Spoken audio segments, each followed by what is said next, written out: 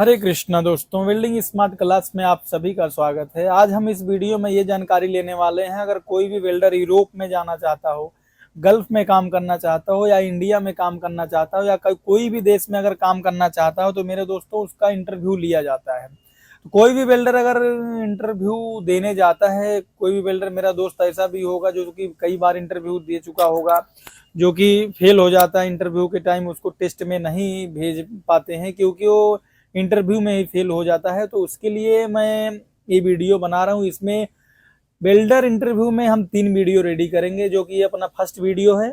इसके बाद second video आएगा और थर्ड वीडियो आएगा। और इसमें कुछ एक जरूरी बात ये है कि अपना जो वेल्डर इंटरव्यू देने जाता है उसके पास बायोडाटा जो है वो मजबूत होना चाहिए।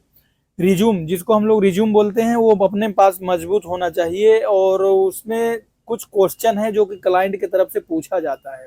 क्लाइंट हमसे कुछ ऐसा क्वेश्चन पूछता है जो कि दिमाग में रहता है, लेकिन हम बोलने के टाइम थोड़ा होपलेस हो जाते हैं, थोड़ा मतलब डर जैसा लगने लगता है, हम उसके सामने बोल नहीं पाते हैं।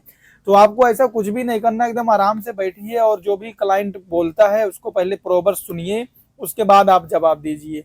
बीच में अगर बोलेंगे तो वो समझता है कि इसको कुछ मालूम नहीं है, काम नहीं किया, बस खाली ऐसे ही बोल रहा है। तो मेरे दोस्तों, मैं जो अपना रिज्यूम है उसको मजबूत कैसे बनाना है इस वीडियो में आपको दिखा दूंगा। रिज्यूम मैं रेडी करके रखा हूं, जो कि आप कहीं भी अगर बिल्डर का रिज्यूम बनाते हैं, अगर जैसे गल्फ में जाना चाहते हो, यूरोप में जाना चाहते हो, अपना जो रिज्यूम रेडी करवाना चाहते हो एकदम प्रॉपर मस्त, मैं इसमें वीडियो में आपको दिखा दूंगा। उस तरह से आप रेडी करिए पूरा रिज्यूम, उसके नीचे अपना पीडीएफ लगाइए, सर्टिफिकेट लगाइए, पूरा रेडी करिए। तो मेरे दोस्तों, बिल्डर इंटरव्यू में फर्स्ट क्वेश्चन जैसे कि इसमें पूछा जाता है कि आप टी टी क्या होता है, मिग क्या होता है, आर्क क्या होता है, और कितना गैस रखना है, कितना, ये सब क्वेश्चन इस वीडियो में जैसे कि क्लाइंट के इंटरव्यू की तरफ से पूछा जाता है। तो मेरे दोस्तों, अगर आपको इंटरव्यू कहीं भी देने जाते हैं, कोई भी ऑफिस में देने जाते हैं, अगर सामने वाला ऐसा पूछता है, आपको अगर नहीं मालूम है, तो मैं इस वीडियो में सब कुछ बताऊंगा। कुछ ऐसा क्वेश्चन है जो अपना रिज्यूम रेडी करने के लिए, और कुछ क्वेश्चन है जो कि इसमें कुछ क्वेश्चन बताऊंगा, अगले वीडियो में कुछ क्वेश्चन, फिर अगले वीडियो में, मतलब 3 वीडियो में आपको 4-5, इसमें 8 क्वेश्चन, जैसे कि दूसरे वीडियो में 4 क्वेश्चन, ऐसे इस तरह से पूरा मतलब क्लाइंट इंटरव्यू जो भी पूछता है आपको सब इसमें जानकारी दे दूंगा। तो बने रहिए मेरे वीडियो के साथ। अगर वीडियो अच्छा लगेगा तो लाइक, शेयर, कमेंट जरूर करना मेरे दोस्तों, सब्सक्राइब भी करना। और कुछ भी कमेंट में डाउट लगता है, मतलब वीडियो में कुछ भी डाउट लगता है, तो आप कमेंट में पूछ सकते हैं और मेरे दोस्तों बता भी सकते हैं। तो धन्यवाद। तो दोस्तों, अपना ये वाला जो है, ये वाला रिज्यूम है, जो कि मैं बोला था क्लाइंट इंटरव्यू के टाइम पे अपना रिज्यूम बनाना बहुत जरूरी है। तो ये अपना रिज्यूम है। रिज्यूम आपको इसी तरह बनाना है। इसमें देखिए किस तरह बनाया गया है। Personal information as per passport, उसके बाद नाम, उसके बाद पिताजी का नाम, उसके बाद डेट ऑफ बर्थ, उसके बाद देखिए address, permanent, email ID, passport details, passport issue, passport expire, date of issue, contact number, nationality और क्वालिफिकेशन, वर्क एक्सपीरियंस और मटेरियल मतलब शादीशुदा। उसके नीचे देखिए all welding test position GTA W+ SMW6G। उसके नीचे name of project, base metal qualification for process direction. तो आप जिस जहां जहां पे प्रोजेक्ट में, जिस प्रोजेक्ट में आप काम किए हैं, जैसे NTPC और KNPC कुवैत या लोयल इंडिया, ओरेक्स कतर, LNT इंडिया, जहां जहां आप काम किए हैं, जैसे प्रोजेक्ट नाम पे आपको कंपनी का नाम और उस प्रोजेक्ट का नाम, जैसे इंडिया में किए हो या गल्फ में या यूरोप में, यहाँ लिखेंगे। उसके बाद में बेस मेटल क्वालिफिकेशन में आपको देखिए कार्ड, वेल्डर कार्ड पे एक दिया जाता है, जैसे P1, P15E, P34 and P41, P49, P2, P1, P2, 15F। जैसे कि अपना P1 रहेगा, P15E रहेगा, P34 रहेगा एंड P41 रहेगा, P49 रहेगा, तो ये NICR ये MO3 का रहेगा। तो ये अपना फोटो इसी तरह से आप लगा लीजिए। अब आता है वेल्डिंग इंटरव्यू में पूछे जाने वाले कुछ समान प्रश्न और उनके उत्तर यहाँ दिए गए हैं। जो वेल्डिंग क्या है मैं इसको पूरा बताऊंगा आपको। इसमें कुछ ऐसा क्वेश्चन है क्योंकि मैं पूरा आपको बताऊंगा, समझाऊंगा, आप उसको रीडिंग कर लीजिए, आप फेल नहीं होंगे। वेल्डिंग इंटरव्यू में पूछे जाने कुछ समान प्रश्न और उसके उत्तर। तो वेल्डिंग प्रक्रियाओं के मुख्य प्रकार क्या हैं? मिग वेल्डिंग जीएमडब्ल्यू क्या है? टिग वेल्डिंग जीटीएडब्ल्यू क्या है? वेल्डिंग दोष वेल्डिंग डिफेक्ट क्या होता है और कुछ समान दोष क्या है? वेल्डिंग करते समय क्या सुरक्षा सावधानियां बरतनी चाहिए? तो ये आपको क्लाइंट इंटरव्यू में पूछा जा सकता है और पूछता भी है। पहले तो सेफ्टी, उसके बाद में जैसे मैं पहले दिखाया अपना रिज्यूम, रिज्यूम आपको इसी तरह बनाना, उसका मेटल बेस मेटल क्वालिफिकेशन वाला, डायरेक्शन कितना तारीख से कितना तारीख तक। उसके बाद ये देखिए पहला हीट अफेक्ट जोन हजार्ड क्या है? हीट अफेक्ट जोन हजार्ड क्या है? वेल्डिंग इलेक्ट्रोड क्या है? उसके बाद में आता है एसी और डीसी वेल्डिंग में क्या अंतर है? उसके बाद आता है फ्री हीटिंग और पोस्ट हीटिंग में क्या अंतर है, क्या है? फ्री हीटिंग और पोस्ट हीटिंग क्या है? तो पहला वेल्डिंग, वेल्डिंग क्या है? वेल्डिंग एक ऐसी प्रक्रिया है जिसमें दो या दो से अधिक धातु के टुकड़ों को गर्मी, दबाव या दोनों का उपयोग करके एक साथ जोड़ा जाता है, जिससे वह एक साथ अस्थाई बंधन बनाते हैं।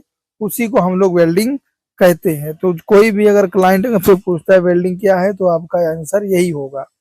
वेल्डिंग एक ऐसी प्रक्रिया है जिसमें दो से अधिक धातु को जोड़ने को वेल्डिंग कहते हैं। तो ये वाला अपना हो गया। अभी दूसरा वाला है, जैसे कि दूसरा आ गया, वेल्डिंग प्रक्रियाओं के मुख्य प्रकार क्या हैं?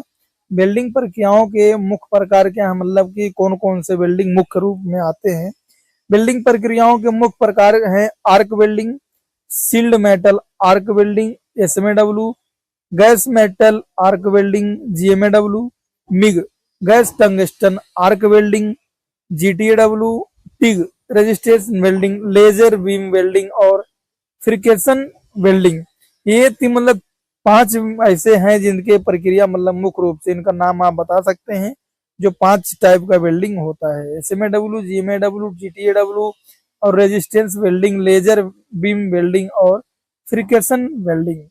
ये आप बता सकते हैं क्लाइंट को, 5 टाइप का वेल्डिंग होता है।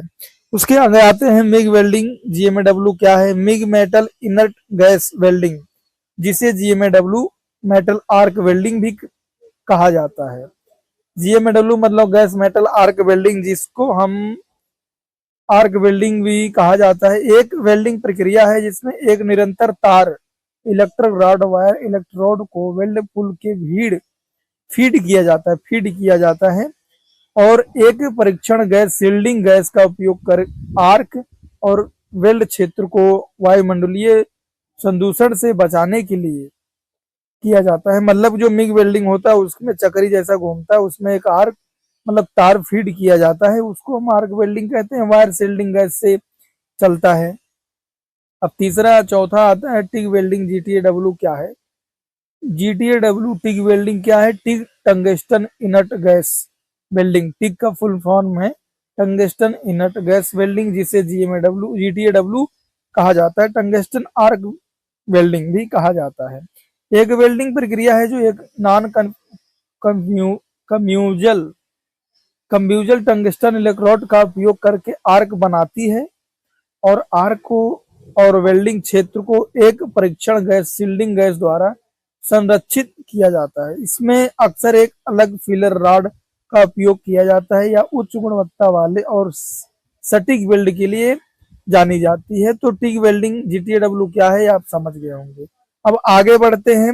वेल्डिंग दोष वेल्डिंग डिफेक्ट क्या होते हैं और कुछ सामान्य दोष क्या हैं, मतलब वेल्डिंग के टाइम क्या क्या प्रॉब्लम आता है, उसका क्या क्या दोष आता है वो बताना है। वेल्डिंग दोष वेल्ड जोड़ में पाई जाने वाली अनियमितताएं हैं जो उसके प्रदर्शन या अखंडता मतलब बहुत ज्यादा को कम करती है। सामान्य दोषों में पोरोसिटी, गैस के बुलबुले, अंडरकट, इनकम्प्लीट परटेंशन, क्रैक, दरारें, स्लेग, इंक्लूजन और स्पाइडर शामिल हैं, जो कि 4-5 है अंडरकट, पोरोसिटी, क्रैक, दरार, स्लेग, इंक्लूजन और स्पाइडर शामिल हैं। ये आपका डिफेक्ट है। वेल्डिंग करने के टाइम पे जो डिफेक्ट आता है, जो प्रॉब्लम आता है, वो पूछा गया है, तो ये आपका डिफेक्ट हो गया। फिर इस आगे बढ़ते हैं, इसमें पोरोसिटी ये याद रखना है आपको, undercut, incomplete, porosity, crack. Welding करते समय सुरक्षा के लिए, वेल्डिंग करते समय क्या सुरक्षा सावधानियां बरतनी चाहिए? तो वेल्डिंग करते समय सुरक्षा के लिए व्यक्तिगत सुरक्षा उपकरण पीपीई जैसे वेल्डिंग हेलमेट, आंखों की सुरक्षा के लिए चमड़े के दस्ताने और लो प्रदीप्ति कपड़े, सुरक्षा जूते पहनना आवश्यक है। पर्याप्त वेंटिलेशन सुनिश्चित करें, आग बुझाने वाले उपकरण पास रखें और कार्य क्षेत्र को साफ रखें। मतलब कि आप अपना पीपी फुल यूज करें, उसके बाद में जहां आप काम करते हैं उस एरिया को क्लीन करें। क्लीन करने के बाद में फायर सिलेंडर, फायर गियूजर जो होता है उसको अपने पास रखें। उसके बाद में आप काम स्टार्ट कर सकते हैं। अपना पीपी हो गया। तो अब इसमें पूछा जाएगा कि हीट अफेक्ट जोन हजार्ड क्या है? तो हीट अफेक्ट जोन हजार्ड वह क्षेत्र है जो वेल्डिंग के बगल में होता है लेकिन सीधे पिघलता नहीं है, या वेल्डिंग की गर्मी से प्रभावित होता है, जिससे इसकी माइक्रो स्ट्रक्चर और यांत्रिक गुणों वाले बदलाव का आ सकता है, जैसे कि कठोरता या भंगुरता में दृष्टि। जैसे कि हम लोग वेल्डिंग करते हैं उसके बगल में देखते हैं छोटा छोटा जो स्पाइडर अपना उड़ के जाता है दूसरे पाइप पे या उसके बगल वाले पाइप पे जाएगा, तो उस पाइप पे प्रॉब्लम कर सकता है। तो वेल्डिंग इलेक्ट्रोड क्या है? ये अपना क्वेश्चन है, 8वां क्वेश्चन। वेल्डिंग इलेक्ट्रोड क्या है?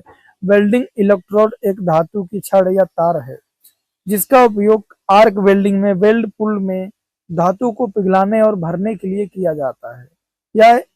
या तो कम्यूजल स्वयं पिघलकर वेल्ड का हिस्सा बन जाता है, या नॉन कम्यूजमेल जैसे टिग में टंगस्टन इलेक्ट्रोड हो सकता है।